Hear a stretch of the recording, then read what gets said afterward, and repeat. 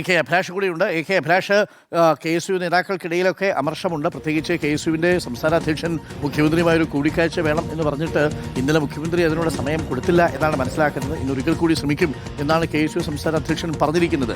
നേതാക്കൾക്കിടയിലൊക്കെ വലിയ അതിർത്തി ഉള്ളപ്പോഴും മറുഭാഗത്ത് KSUവിനെതിരെയും ചില ആളുകൾ പ്രതികരിക്കുന്നുണ്ടല്ലോ. AK അഭിലാഷ്, തീർച്ചയായിട്ടും പ്രധാനപ്പെട്ട കാര്യം അത് തന്നെയാണ്. മുഖ്യമന്ത്രി VD സതീശിനെ അനുകൂലിച്ചും ഒരു പറ്റം ആളുകൾ മുന്നോട്ട് വരുന്നു എന്നുള്ളതാണ് ഏറ്റവും പ്രധാനപ്പെട്ട കാര്യം.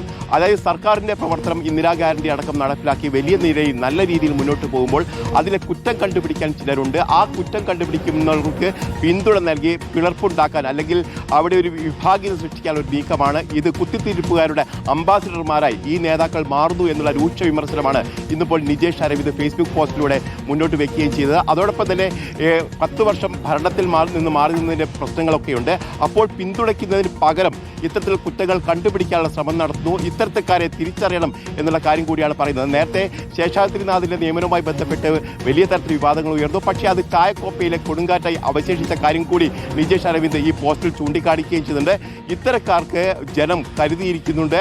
അവരെ ഈ ചവറ്റുകുട്ടയുമായി കാത്തു നിൽക്കുകയാണ്. അവരെ ആ നിലയിലേക്ക് മാറ്റി നിർത്തും എന്നുള്ളൊരു മുന്നറിയിപ്പ് കൂടിയാണ് ഇപ്പോൾ നിജേഷ് അരവിന്ദിന്റെ പോസ്റ്റിൽ വരികയും ചെയ്തത്. ഏതായാലും G. സുധാകരൻ അടക്കമുള്ള നേതാക്കൾ മുഖ്യമന്ത്രിക്ക് വലിയ പിന്തുണയുമായി രംഗത്ത് വരുന്ന കാര്യം കൂടി അദ്ദേഹം ചൂണ്ടിക്കാണിക്കുന്നുണ്ട്. ഈ അവസരത്തിൽ ഇത്തരത്തിലുള്ള ആളുകൾ മാറി നിൽക്കണം, സർക്കാർ പിന്തുണച്ചുകൊണ്ട് മുന്നോട്ട് വരണം എന്നുള്ള ആവശ്യം കൂടിയാണ് നിജേഷ് അരവിന്ദിന്റെ പോസ്റ്റിലൂടെ മുന്നോട്ട് വെക്കുന്നത്. ഓക്കെ, താങ്ക് യു അഭിലാഷും റോഷിപാലുമാണ് നമുക്കൊപ്പം ചേർന്നത്. ഗവൺമെന്റ് പ്ലീഡർ നിയമന വിവാദത്തിൽ സംഘപരിവാറിന് വേണ്ടിയാണ് മുഖ്യമന്ത്രി KSUവിനെ അപമാനിച്ചതെന്ന് SFI.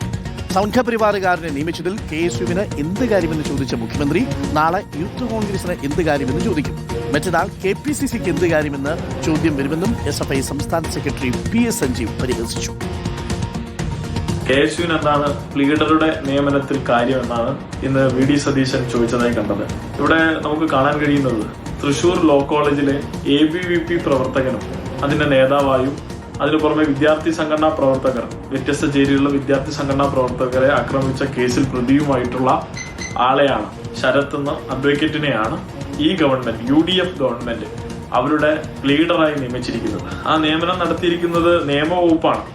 ആ വകുപ്പിന്റെ കാര്യത്തിൽ സംഘപരിവാറിനോ ഗവർണറിലൂടെ ഇടപെടുന്ന മറ്റേതെങ്കിലും ഏജൻസിക്കോ മറ്റൊന്നും പ്രത്യേകിച്ച് റോളില്ല.